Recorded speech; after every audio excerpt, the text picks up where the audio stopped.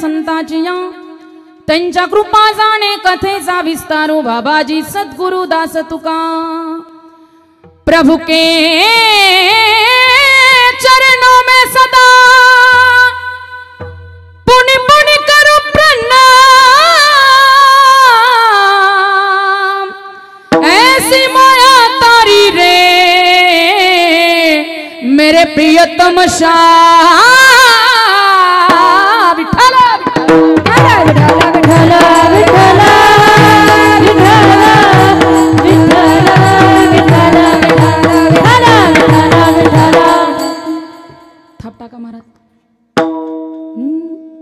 जिथे ज्ञान विज्ञान संजीव होते तिथे योग विद्येस सामर्थ्य येते जिथे मानवाला मिळे मोक्ष गाथा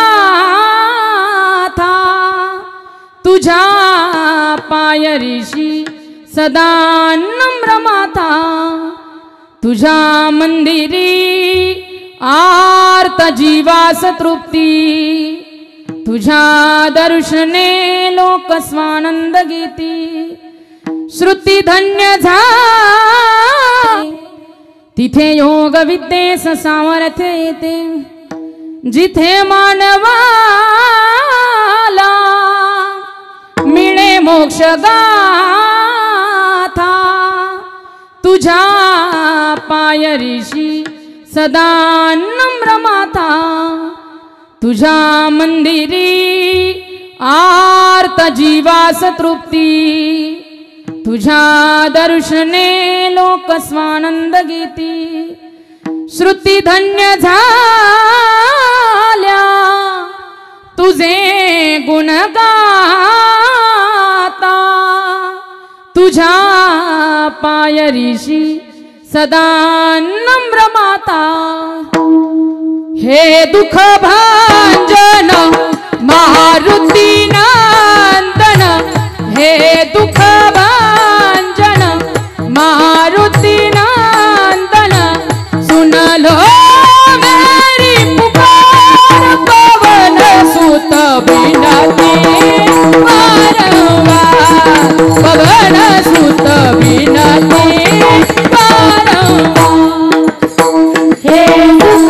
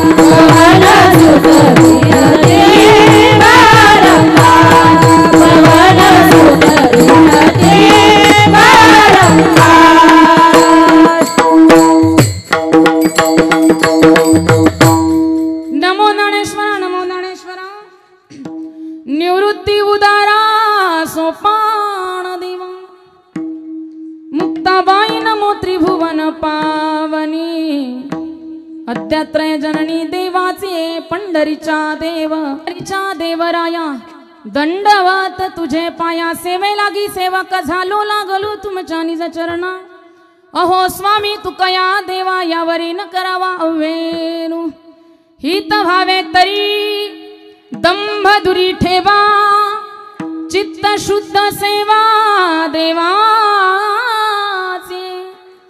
आवडी विठ्ठल गाईचे एकांती अलभ्यते येते लाभ घरा प्रस्तुत कीर्तनरूपी सेवे करता निवडलेला अभंग जगद्गुरु जगत वंदनीय चैतन्य भूषण पाषांड दूषण कशा कथामृत अषण जिजाऊ रमण देहूचे सुप्रसिद्ध साधू जगद्गुरु तुकोबाराय यांचा 4 चरणाचा आणि मृत्यू लोकात जन्माला आलेल्या जीवाला हित सांगणारा अभंग सेवे करता निवडलाय विठ्ठल। आरती चिंतन करण्यापूर्वी थोडासा परिहार द्यायचा तोसा।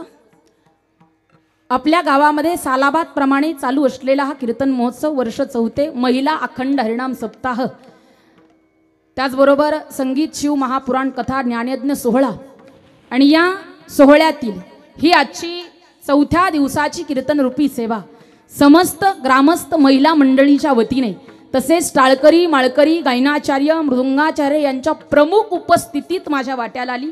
दादा माझं भाग्य समजते ज्यांच्यामुळे इथं मला येण्याचा योग आला असं आपल्या गावचं भूषण आदरणीय आमच्या ताई हरिभक्त परायण रुक्मिणी ताई हवरे त्यांच्यामुळे मला तुमच्यापर्यंत येण्याचा योग आला आणि तुमची सगळ्याची सेवा करण्याची संधी ताईंमुळे मला प्राप्त झाली। ताईंना खूप खूप धन्यवाद असतील आणि तुम्ही समस्त महिला भजनी मंडळ महिला मंडळ तुम्ही सर्वांनी मला इथपर्यंत आमंत्रित केलं आणि तुमची सगळ्याची सेवा करण्याची संधी दिली ज्यांच्या माध्यमातून आज महिला सप्ताह होतो। मी म्हणेल फक्त आपल्या गावातच नाही महाराष्ट्रातल्या अखंड महाराष्ट्रातल्या गावागावात असा सप्ताह व्हायला पाहिजे जसं ताईने आणि महिला मंडळीने करून दाखवला। आणि सांगू तुम्हाला तुम्ही सर्वांनी मला इथपर्यंत बोलवलं पुन्हा एकदा कोटी कोटी धन्यवाद। आणि अभंगाच्या पदापदाचं चिंतन करण्याकरता मी प्रवृत्त। अभंग जगद्गुरु तुकोबारायांचा आहे। तुकोबारा या अभंगामध्ये त्या ठिकाणी आपल्याला हित सांगताना दिसतात। मला सांगा मृत्यू लोकात असा कोण आहे की ज्याला असं वाटत नाही आपलं हित व्हावं आपलं भलं व्हावं आपलं कल्याण व्हावं असा कोण आहे? मंडपात बसलेल्या पैकी कोणाकोणाला असं वाटत नाही आपलं हित व्हावं? त्यांनी बोटावरती करा बरं महिला मंडळ। कोणाला वाटतं आपलं हित व्हावं आपलं भलं व्हावं आपलं कल्याण व्हावं? कोणाला वाटतं वरती बोट करा बरं महिला मंडळ। अय झोपल्या का काय? कोणाला वाटतं आपलं भलं व्हावं हित व्हावं कल्याण व्हावं? कोणालाच वाटत नाही। प्रत्येकाला वाटतं दादा आपलं हित झालं पाहिजे आपलं भलं झालं पाहिजे आपलं कल्याण झालं पाहिजे पण आपलं हित कशात आहे हे आपल्याला माहित नाही। मग ज्या साधू संतांनी आपलं हित करून घेतलं त्या साधू संतांना शरण जाणं महत्वाचं आहे। तुमच्यातल्या काहींनी प्रश्न केला का हो ताई साधू संत आमचं हितच करतील का? यावर साधू संतांचं उत्तर आलं दादा। शोधोनी आले संत संत शोधोनी आले संत शोधोनी आले संत संत शोधोनी आले संत शोधोनी आले संत शोधोनी आले संत शोधोनी आले संत शोधोनी आले संत हिता हिता जगते हिता हित जगते हिता हित जगते शोधोनी आले संत संत शोधोनी आले संत शोधोनी आले संत संत शोधोनी आले हिता हित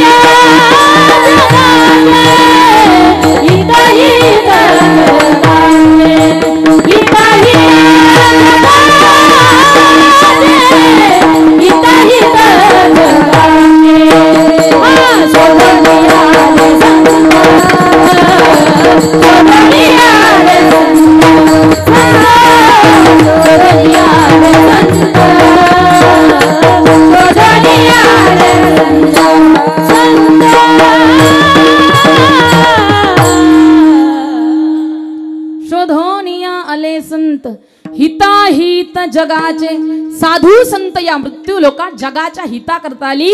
त्या साधू संतांवर अविश्वास दाखवू नका कारण विश्वासाशिवाय ज्ञान नाही आणि ज्ञानाशिवाय भगवत प्राप्ती नाही। गीता स्वतः सांगते आपल्याला श्रद्धा वल्लभते ज्ञानम तत्परासयतेंद्रियः ज्ञानम लब्धा परा शांतिम मचिरे नाधी गच्छती नाही का? गीता स्वतः सांगते विश्वास तो करी स्वामीवरी सत्ता। विश्वास ठेवाल तर आपलं भलं झाल्याशिवाय राहणार नाही। साधू संत म्हणतात आमचा जर संतांवर विश्वास आहे मग तुमचा का नसावा? आम्ही जर त्या संतांवर विश्वास ठेवतो मग तुमचा का नसावा? हो संताची ये पायी हा माझा विश्वास हो संताची ये पायी हा माझा विश्वास हो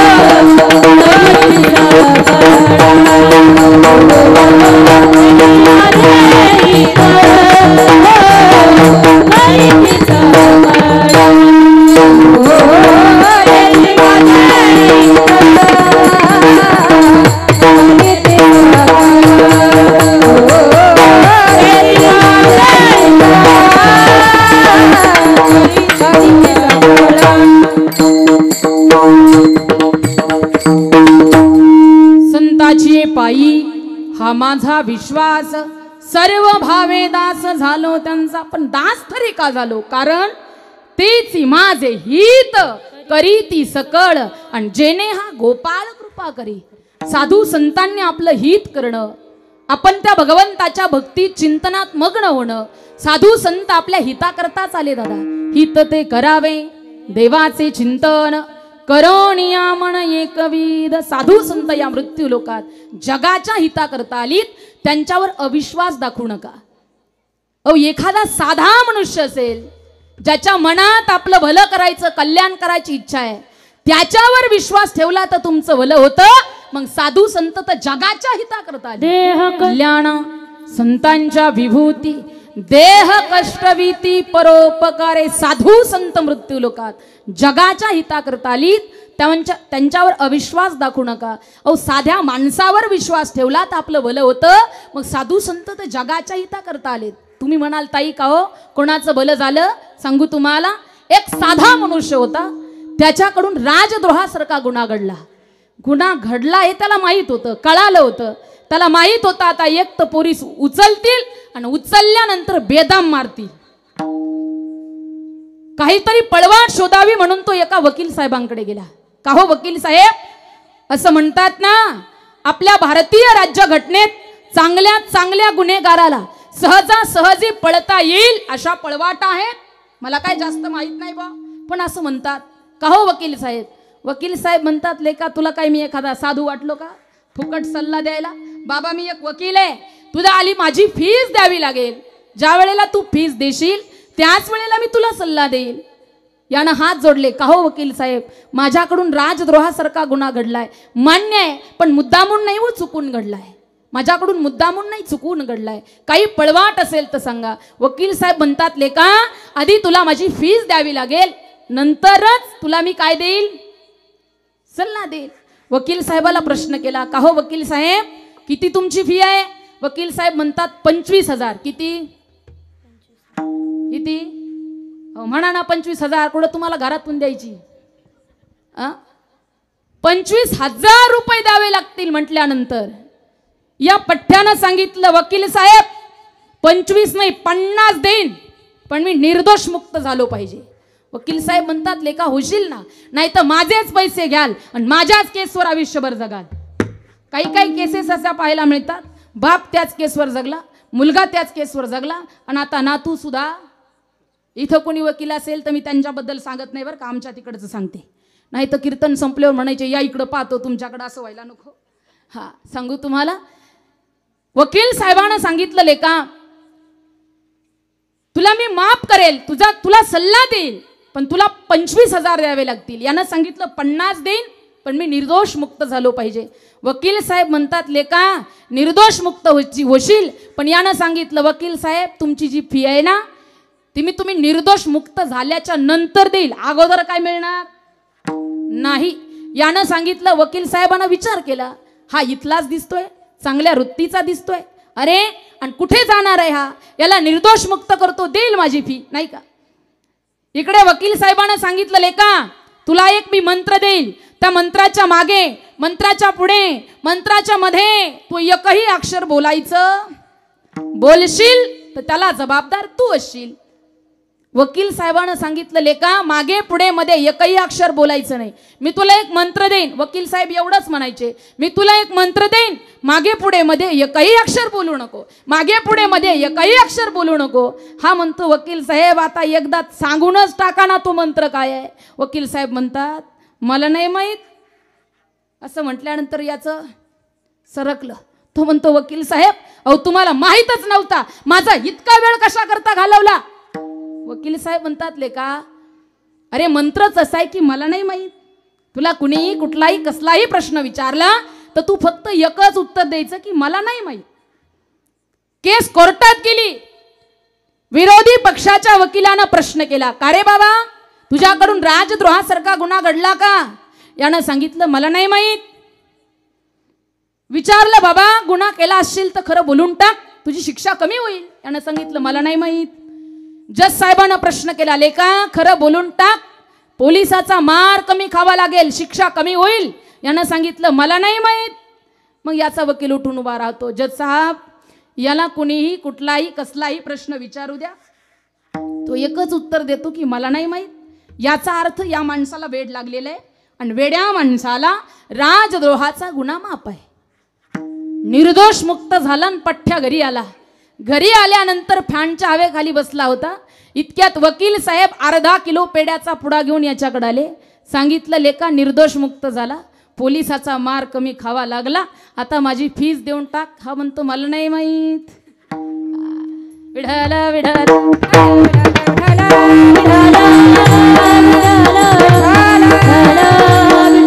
साधा वकील आहे, साध्या वकिलावर विश्वास ठेवला, पोलिसाचा मार कमी खावा लागला, वकिलाची फीही माफ झाली आणि हा निर्दोष मुक्त झाला. साधा वकील आहे. मग साधू संत तर जगाच्या हिता करता आली, त्यांच्यावर जर विश्वास ठेवला तर आपलं भलं का होणार नाही. तुकोबाराय म्हणतात, अहो जगताना मृत्यू लोकात, तर जीवन जगत असताना काही गोष्टी माणसानं जाणीवपूर्वक कराव्यात आणि काही गोष्टी जाणीवपूर्वक टाळाव्यात. आपण जर परमार्थ करत असाल तर परमार्थ करत असताना सुद्धा काही गोष्टी जाणीवपूर्वक कराव्यात आणि काही गोष्टी जाणीवपूर्वक टाळाव्यात. तुम्ही जर परमार्थ करता तर परमार्थ करत असताना माणसाच्या जीवनात ज्ञान येतं आणि ज्ञान आला की तुकोबाराय म्हणतात अभिमान येतो, आणि ज्या ठिकाणी अभिमान येतो त्या ठिकाणी ते वाया गेल्याशिवाय राहत नाही. तुका म्हणे नरकी घाली अभिमान, नाही का, अभिमान तुम्हाला मला नरकात घातल्याशिवाय राहत नाही. अहो जीवन जगताना काही गोष्टी माणसानं केल्या पाहिजे, पण साधू संत इतके पुढचे आहेत सांगू तुम्हाला. नाथ महाराज म्हणतात, देवा अभिमान अहंकार आणि दंभ ही तर लांबची गोष्ट आहे, अरे त्याचा वारा सुद्धा आमच्या विष्णू दासांना लागू देऊ नको.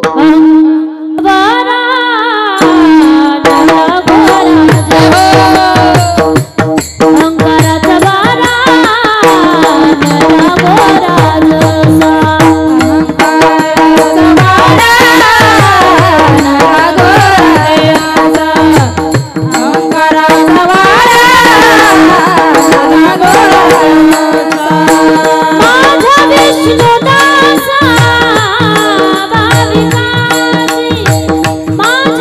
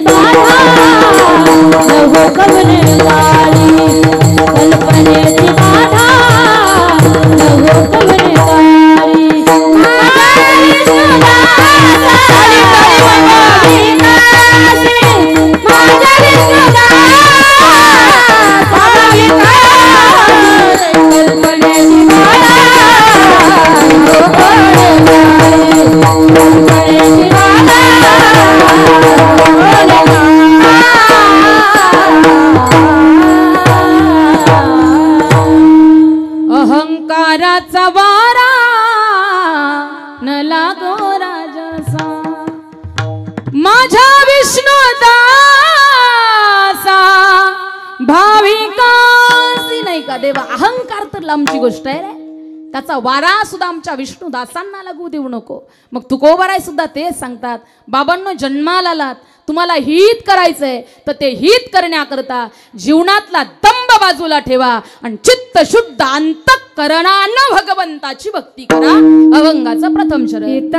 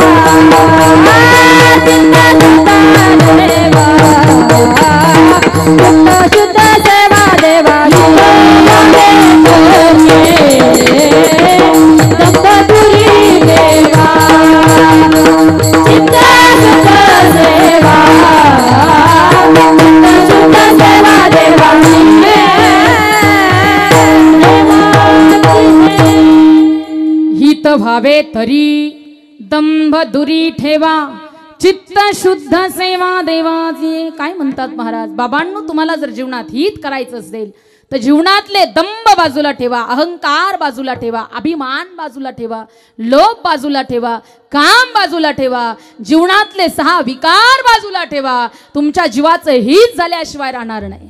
सांगू तुम्हाला, तुकोबाराय म्हणतात, बाबांनो जन्माला आलात तर चित्त शुद्ध अंतःकरणानं भगवंताची भक्ती करा. तुम्हाला वाटत असेल आपलं आरोग्य चांगलं राहावं तर आपल्या आरोग्यामध्ये पित्त असणं महत्वाचं आहे. तुम्हाला वाटत असेल आपला प्रपंच आदर्श असावा तर आपल्या प्रपंचामध्ये वित्त असणं महत्वाचं आहे. आणि तुम्हाला वाटत असेल आपला परमार्थ सफल व्हावा तर आपल्या परमार्थामध्ये चित्त असणं महत्वाचं आहे. सांगू तुम्हाला, माणसाचं चित्त परमार्थात पाहिजे, कारण प्रत्येक वस्तूची किंमत ठरलेली आहे. प्रपंचात पैशाला किंमत दिली जाते. कुठपर्यंत? पैशाला. एखादा माणूस एज्युकेटेड आहे, हुशार आहे, सामाजिक कार्यात त्याचं नाव आहे, दृष्ट लागेल असा त्याचा चेहरा आहे, पण शास्त्र म्हणतं त्याच्याकडे जर पैसा नाही तर त्याची पत्नी त्याचा पदोपदी अपमान करते. अधनच्च स्वभार्याप्यवमन्यते. धनहीन पुरुषाची पत्नी, कोणताच गुण नाही पण फक्त अफाट पैसा आहे. आता काय होतं हे मी सांगायची गरज नाही, तुम्ही सगळे व्यवहारात जगणारी माणसं आहात नाही का. कोणताच गुण नाही, फक्त अफाट पैसा आहे नाही का. त्या माणसाला त्या ठिकाणी पैशाकडे पाहिलं जातं, पण सांगू तुम्हाला कोणताच गुण नाही, अफाट पैसा आहे. विचारलं जातं दादा त्याला, कारण साधू संत म्हणतात धनवंता लागी सर्व मान्य. तुझी किंमत ठरलेली आहे. तुमचं शरीर चांगलं राहावं याच्याकरता पित्त असणं महत्वाचं आहे. जर शरीरात पित्त नसेल तर तो माणूस जगू शकत नाही दादा. म्हणून सांगेल तुम्हाला, पैशाला प्रपंचात किंमत दिली जाते, परमार्थामध्ये हरिपाठाला किंमत दिली जाते. नाही तर समजा तुम्ही एखाद्या दिवशी बाजारात गेलात आणि बाजारामध्ये तुम्ही 50 रुपयाची भाजी खरेदी केली. किती किती तुम्ही बोला ना, तुम्हाला मी येडी दिसते का? महिला मंडळ, मागच्या महिला मंडळ झोपल्या का काय? 50 रुपयाची भाजी आपण खरेदी केली आणि 50 रुपयाची भाजी खरेदी केल्यानंतर खिशात तुम्ही असा हात घातला आणि खिशातला हात बाहेर आला तो रिकामाच बाहेर आला. तुम्ही ज्या आजीकडून भाजी विकत घेतली त्या आजीला सांगू लागले, हे बघा आजी, मी 50 रुपयाची भाजी खरेदी केली, पण आता माझ्याकडे तुम्हाला द्यायला 50 रुपये नाहीत. आजी, मला भाजीची खूप गरज आहे, मी ही भाजी घेऊन जाऊ? आजी म्हणेल, नसू दे नसू दे, फुकट घेऊन जा. असं म्हणेल का? आजी म्हणते, बाबा आधी 50 रुपये ठेव, नंतर भाजी घेऊन जा. सांगू, 50 रुपये ठेव, नंतर भाजी घेऊन जा. आजीला हा म्हणू लागला, आजी हे बघा, मी तुमच्याच गल्लीतला आहे, एवढंच नाही, मी तुमच्याच गल्लीतला जिल्हा परिषद सदस्याचा मुलगा आहे. आजी द्या ना हो भाजी, पिशवीतली भाजी कशी काढू? आजी म्हणते, नको काढू, मग मी माझी चप्पल काढते नाही का. ऐकताय ना कीर्तन? यानं सांगितलं, हो आजी, त्या 50 रुपयाच्या बदल्यात मी तुम्हाला हरिपाठ म्हणून दाखवतो. काय हरिपाठ? हरिपाठ. आजी म्हणते, पण अरे त्या ठिकाणी प्रपंचात हरिपाठाला किंमत नाही, हरिपाठाला परमार्थामध्ये किंमत आहे. प्रत्येक वस्तूची किंमत ठरलेली आहे. मला सांगा, मतदाराला किंमत कुठपर्यंत दिली जाते हो? महिला मंडळ, तुम्ही सगळे मतदान करता ना, कुठपर्यंत दिली जाते? तुम्ही बोला ना. आमच्याकडे लेकरं 1-1.5 वर्षाचे झाले की लगेच बोलतात, तुम्ही एवढाले झाले. बोला ना. मतदाराला किंमत कुठपर्यंत दिली जाते? भारत माझा देश आहे आणि सर्व भारतीय मतदानापुरते माझे बांधव आहे नाही का. कुठपर्यंत? मतदान होईपर्यंत. एकदा का मतदान झालं मग उमेदवार एकीकडं मतदार एकीकडं नाही का. तसंच कीर्तनकाराला किंमत कुठपर्यंत देतात हो महाराज? कीर्तन होईपर्यंत म्हणतात. महाराज जर आले तर तुम्ही धावपळ पाहिली पाहिजे कमिटी मंडळीची. महाराज तुम्ही इथं बसा, महाराज तुम्ही तिथं बसा, महाराज तुम्ही इथं बसा. का हो महाराज, तुम्ही काय घेणार? चहा घेणार का? कॉफी घेणार का? दूध घेणार का? आणि याच्यातलं काहीच नसलं जमत तर रोगरचे 2-3 थेंब घेता का? कुठपर्यंत कुठपर्यंत विचारलं जातं, महाराज तुम्ही काय खाणार? गुलाबजांबू, बासुंदी, जिलेबी. याच्यातलं काहीच नसलं जमत तर कडब्याच्या 2-3 पेंड्या टाकू का? इतकी ठेप ठेवली जाते. पण कुठपर्यंत? कीर्तन कीर्तन होईपर्यंत. एकदा का कीर्तन झालं, नारळन पाकिट महाराजाच्या हवाली केलं, मग महाराज जाता जाता घरी गेला की एखाद्या पुलात गेला याचाही विचार कोणी करत? अजिबात करत नाही. कारण वक्त्याला तोपर्यंत किंमत आहे जोपर्यंत श्रोता मंडपात बसलेला आहे. प्रत्येकाची किंमत ठरलेली आहे. डॉक्टरला किंमत दवाखान्यात दिली जाते, एसटीच्या कंडक्टरला किंमत बसमध्ये दिली जाते नाही का. प्रत्येक वस्तूची किंमत ठरलेली आहे. म्हणून तसंच प्रपंचामध्ये सुद्धा पैशाला किंमत दिली जाते. पण सांगू, पैशानं तुम्हाला मला सुख मिळत नाही दादा. तुम्हाला आनंद मिळणार, त्या ठिकाणी आनंद मिळेल, पण सुख मिळणार नाही. पैशानं सांगू तुम्हाला, जगता मृत्यू लोकात इतका पैसा आपल्या घरामध्ये इतकं सोनं असावं, इतकी संपत्ती असावी, पण त्या धनाच्या त्या संपत्तीच्या शेजारी आपला थोडासा धर्म पाहिजे, आपली थोडीशी संस्कृती पाहिजे. त्या पैशाच्या धनाच्या शेजारी मी म्हणेल आपल्या घरात किलोने काय, तोळ्याने काय, क्विंटलने सोनं असावं. किती सोनं? सोनं महिला मंडळ जे तुम्हाला अजिबात आवडत नाही म्हणतात. ज्यांना ज्यांना आवडत नाही त्यांनी जाता जाता इथं काढून ठेवलं तरी काहीच हरकत अजिबात नाही बरं का. हा, घरात आपल्या क्विंटलनं किलोनं सोनं असावं, पण त्या सोन्याच्या शेजारी थोडा धर्म असावा, थोडी आपली संस्कृती असावी, आपल्या साधू संतांची परंपरा असावी. ती जर नसेल तर ते धन जळेल तरी किंवा बुडेल तरी. लंकेत भरपूर सोनं होतं पण संस्कृती राहिली नव्हती म्हणून लंका जळाली. द्वारकेत भरपूर सोनं होतं पण संस्कृती राहिली नव्हती म्हणून द्वारका बुडाली. सांगू तुम्हाला, इतकं सोनं आपल्या भारत देशात होतं की ज्यावेळेला चंद्रगुप्त वल्लभ नावाच्या राजानं सोरटी सोमनाथ मंदिराचा जीर्णोद्धार केला, त्या मंदिराला 350 एकरचा परकूट होता. त्या जागेमध्ये 3 मंडप होती, गजशाला, अश्वशाला, नृत्यांगणा, 3 मंडप होती. त्या 3ही मंडपाला जो खांब होता ना, तो खांब चुन्याचा नव्हता, तो खांब सिमेंटचा नव्हता, तो खांब चांदीचा नव्हता, तर 777 मणाचा एक खांब, असे 777 खांब त्या मंदिराला होती. किती? त्या मंदिरात जी दान पेटी ठेवल्या जात होती ती दान पेटी सोन्याच्या पत्र्यानं मढवलेली होती. मग सोन्याच्या पत्र्यानं मढवलेल्या दान पेटीत काय सुट्टे पैसे टाकले जात होते का महाराज? हिरे माणिक मोती त्या पेटीत टाकल्या जात होते. आणि एकदा जर ती पेटी खाली केली ना, 40 हत्तीवर लादून ते सोनं कोष घरात नेलं जात होतं. इतकं सोनं आपल्या भारत देशात होतं आणि दिवसातून 3 वेळा ती पेटी खाली केल्या जात होती. त्या मंदिरात जी घंटा होती ना, घंटा ती 5000 मणाची सोन्याची घंटा होती. मग 5000 मणाची सोन्याची घंटा काय माणसं वाजवत होती का? नाही हो. इकडून 40 हत्ती, तिकडून 40 हत्ती, सोन्याच्या साखळीनं हत्ती बांधले जात होते, हत्ती हलत होते आणि घंटा वाजत होती. इतकं सोनं आपल्या भारत देशामध्ये होतं. पण ज्या ठिकाणी संस्कृती नसेल, धर्म नसेल, ते सोनं जळेल तरी किंवा बुडेल तरी. लक्षात असू द्या, प्रपंचात किती पैसा कमवा टिकणार नाही दादा, पण परमार्थात फक्त एक तांब्याभर पाणी तुळशीला घाला, त्याचं फळ तुम्हाला वरती गेल्यानंतर मिळाल्याशिवाय राहणार नाही. म्हणून तुकोबाराय म्हणतात, बाबांनो जन्माला आलात तर जन्माला आल्यानंतर चित्त शुद्ध अंतःकरणानं भगवंताची भक्ती करा.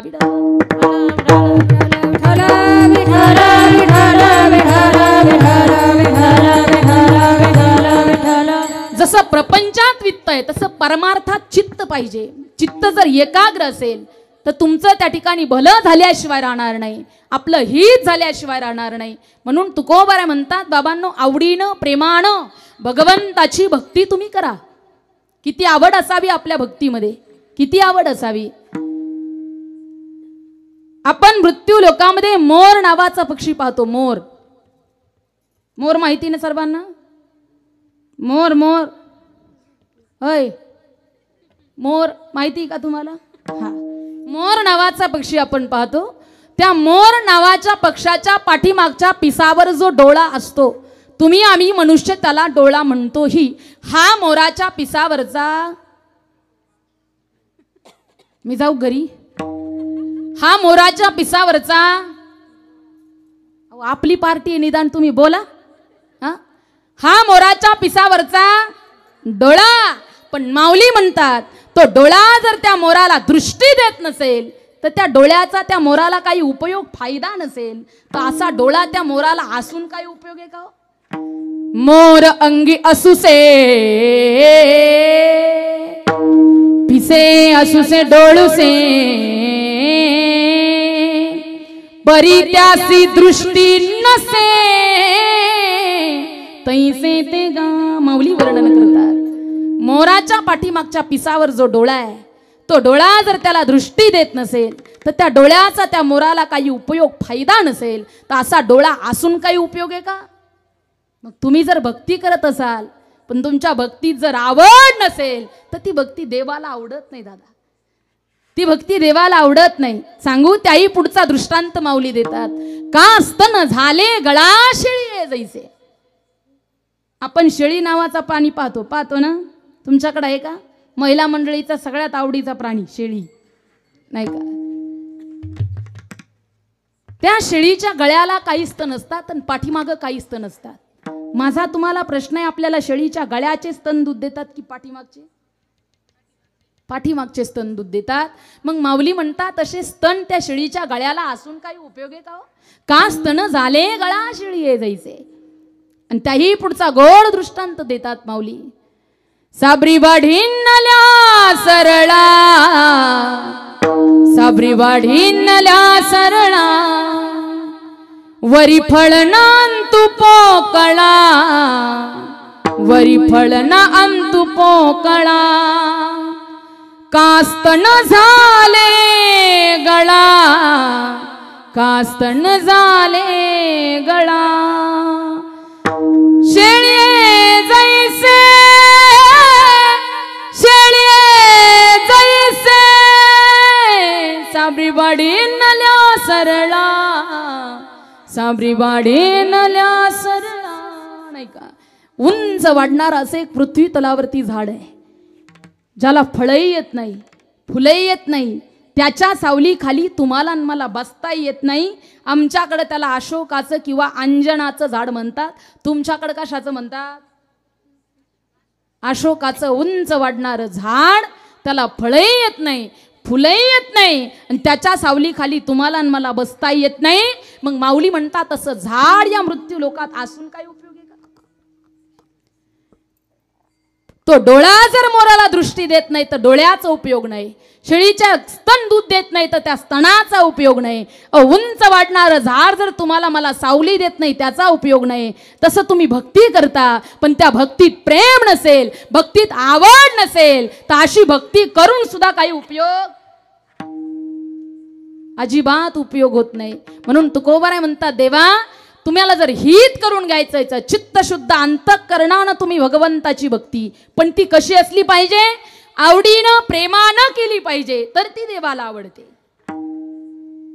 महिला मंडळ, तुमच्या या रोहणवाडी गावावरून पंढरपूरला जाण्याकरता एसटी बस महत्वाची आहे, बरोबर ना? का सगळे पायीच जातात प्रत्येक महिन्याला? नाही ना. हा, आपल्या गावावरून पंढरपूरला जाण्याकरता एसटी बस महत्वाची आहे. रोहणवाडीहून बस निघाल्याच्या नंतर पंढरपुरात बस जाऊन पोहोचल्याच्या नंतर बस एसटी कधी दर्शनाला जाते का हो तुमच्या गावची? का जाते तुमच्या गावची एसटी? अजिबात नाही. रोहणवाडीवरून बस निघाल्याच्या नंतर पंढरपुरात बस पोहोचल्याच्या नंतर त्या एसटीत माणसं असणं जितकं महत्वाचं आहे तितकंच महत्वाचं तुमच्या माझ्या भक्तीत प्रेम असणं आहे. घरात पाणी भरता तुम्ही, हंडा वापरता, महिला मंडळ वापरता ना? माझा तुम्हाला प्रश्न आहे, त्या हंड्याचा उपयोग फायदा कुठपर्यंत आहे? घरात असलेला रांजणापर्यंतच त्याचा उपयोग आहे. एकदा का हंड्यातलं पाणी रांजणात ओतलं, पण त्या हंड्यात पाणी असणं जितकं महत्वाचं आहे तितकंच महत्वाचं तुमच्या माझ्या भक्तीत प्रेम असणं आहे. माझे नाथ महाराज म्हणतात, देवा माझ्या भक्तीत जर प्रेम नसेल तर तुम्हाला ज्ञान देण्याच्या भानगडीत सुद्धा पडू नको. भक्ती प्रेमा भिन ज्ञान नको देवा, अभिमान नित्य नवा तया माझी. नाही का? आणि सांगू तुम्हाला, आपल्या भक्तीत प्रेम नसेल, आपल्या भक्तीत आवड नसेल तर आपल्याला भक्ती करण्याचा अधिकार नाही. कारण साधू संत म्हणतात, प्रेमावीन भजन नाकावीन मोती, हो प्रेमावीन भजन नाकावीन मोती, हो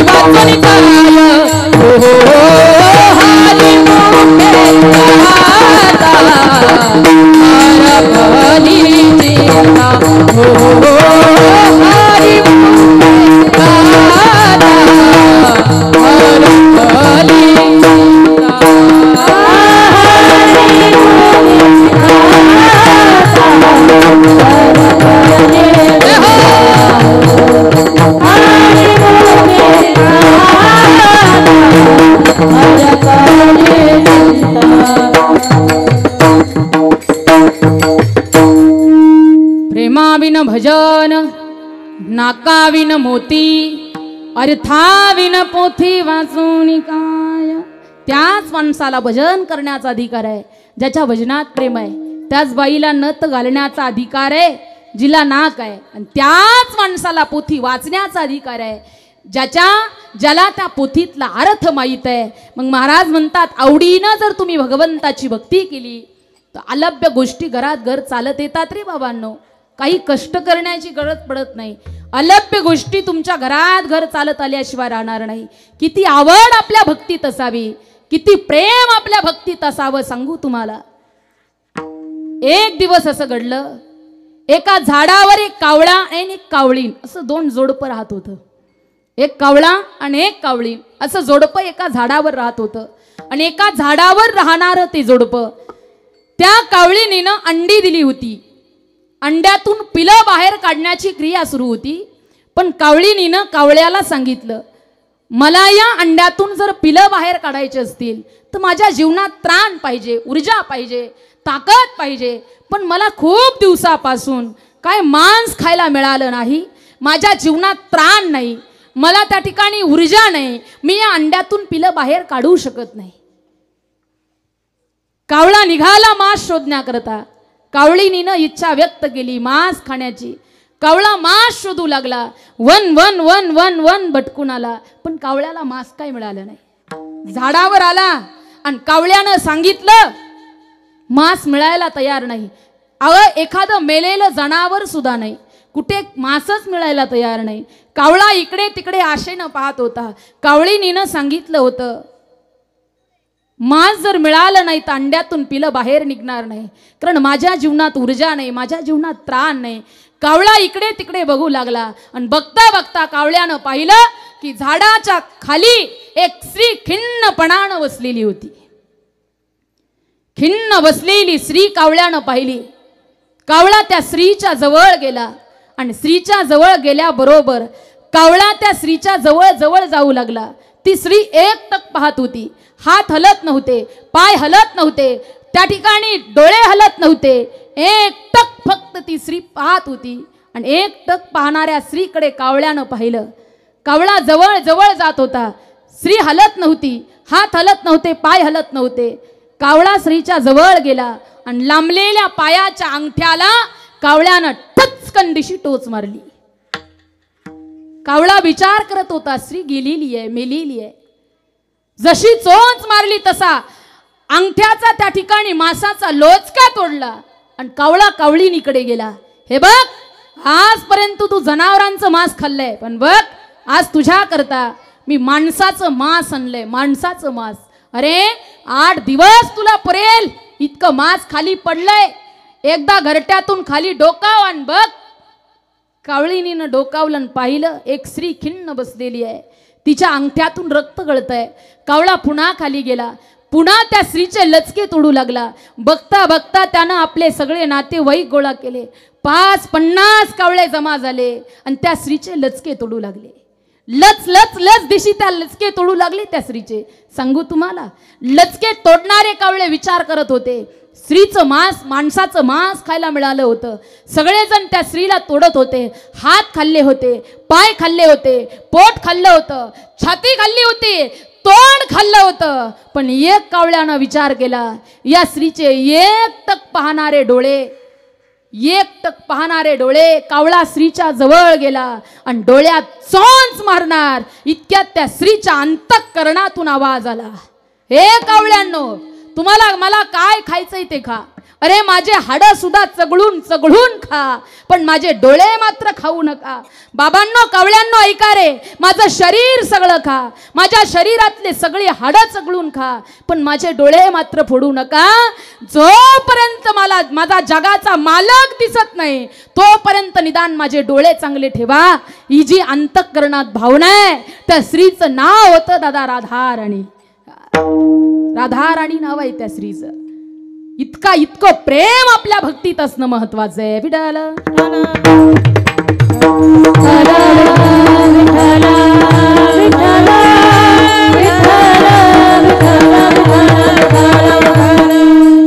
इतकी आवड आपल्या भक्तीत असावी, इतकं प्रेम आपल्या भक्तीत असावं का अलभ्य गोष्टी आपल्या घरात घर चालत आल्याशिवाय राहणार नाही. अभंगाचं दुसरं चरण. आवडे विठ्ठल गाई जे कंग हो, आवडे विठ्ठल गाई जे कंग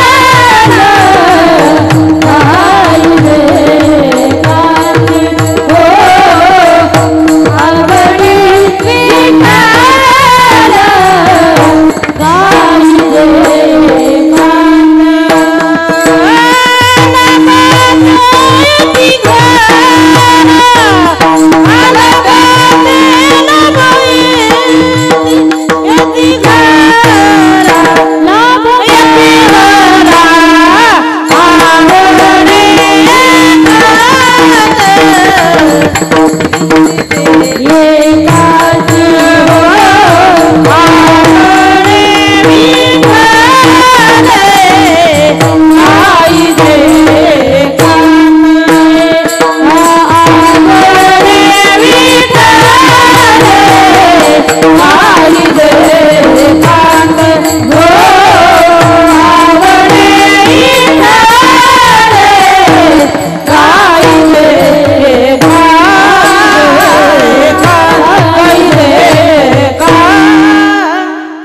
आवडी विठ्ठल गाई जे एकांती अलभ्यते येते लाभ घरा. आवडीनं प्रेमानं भगवंताची भक्ती करा. अलभ्य गोष्टी तुमच्या घरात घर चालत आल्याशिवाय राहणार नाहीत. म्हणून हात जोडून विनंती, जगता जीवनामध्ये तर इतकं कोणाचं इतकं चांगलं करा. नाही आपल्याला कोणाचं चांगलं करता आलं तर करू नका, पण निदान कोणाचं वाईट करण्याचा प्रयत्न जीवनात करू नका. देवाची भक्ती करत असाल तर ती आवडीनं भक्ती करा. माझ्या शबरी मातेसारखी भक्ती आपण करावी, आवडीनं करावी, प्रेमानं चित्त शुद्ध अंतःकरणानं भगवंताची भक्ती करावी. किती भक्ती करावी. शबरी मातेनं हजारो वर्ष जगाच्या मालकाची वाट पाहावी. काय हो, शबरी मातेनं वाट पाहावी. जगाच्या मालकानं जावं का दारात? शबरीच्या दारात जावं. आवड आहे, प्रेम आहे, त्या भक्तीत अंतःकरणात चित्त शुद्ध भावना आहे. म्हणून जगाचा मालक शबरी मातेच्या कुटियात जातात दादा.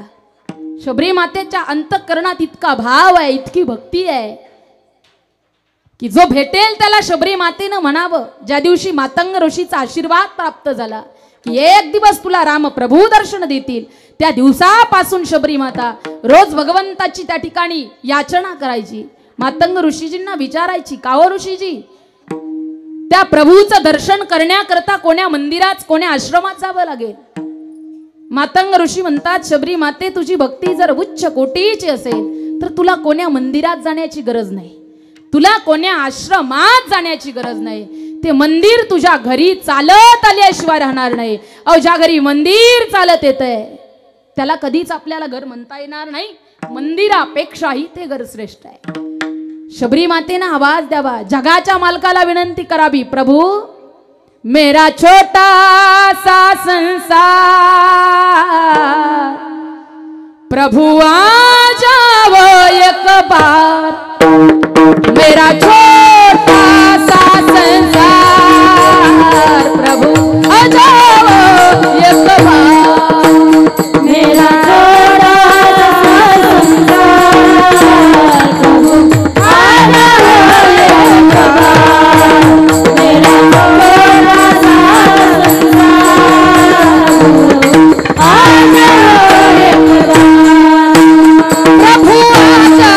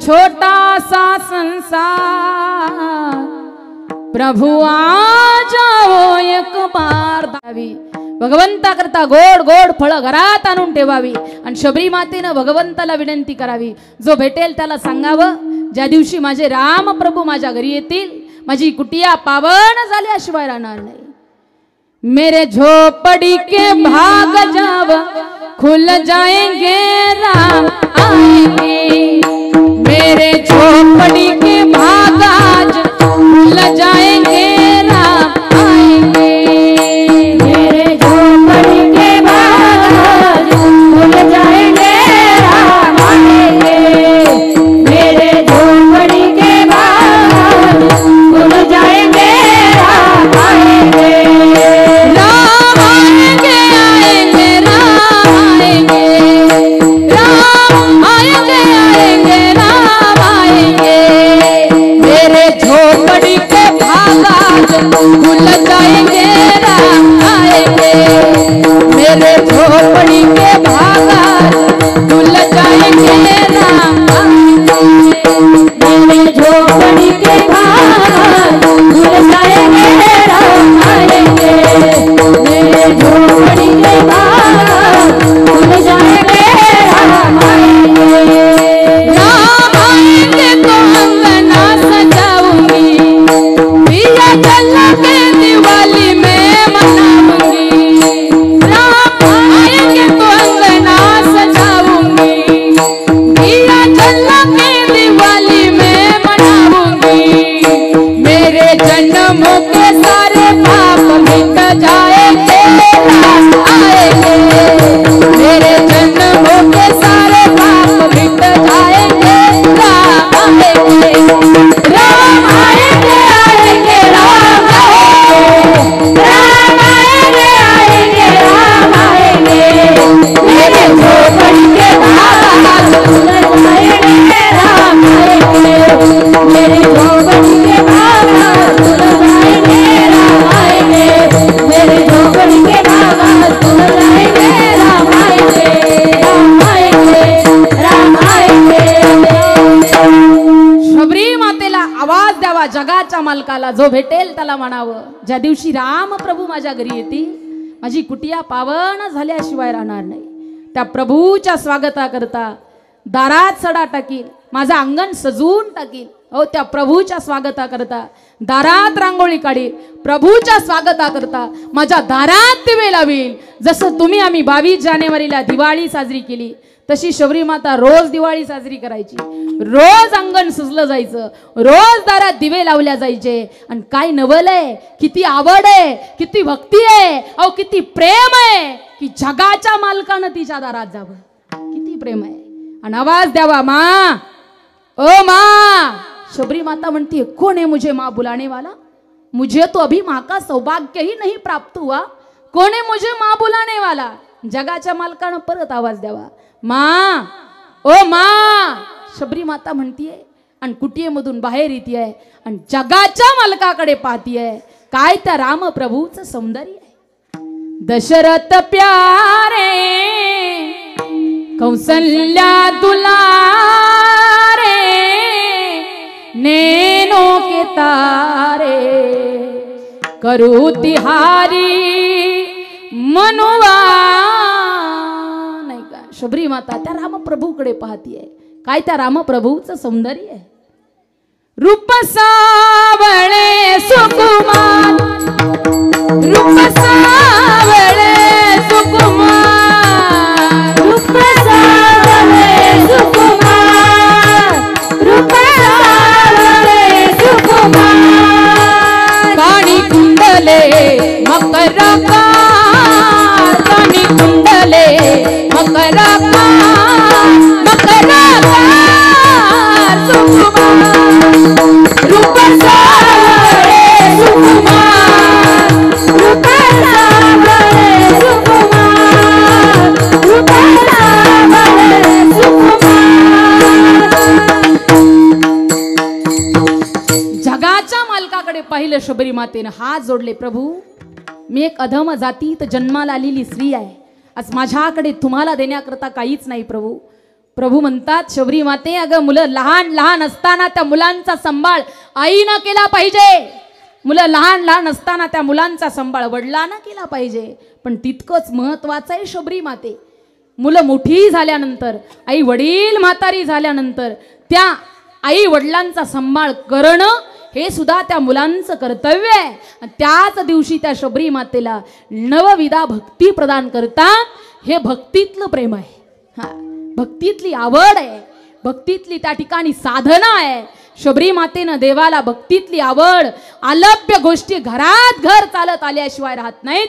आणि तुकोबाराय म्हणतात ज्या दिवशी आलभ्य गोष्टी घरात घर चालत येतील ना, त्या दिवशी तुमच्या माझ्या वासनेची शांती झाल्याशिवाय राहणार नाही. अभंगाचं तिसरं चरण. आणि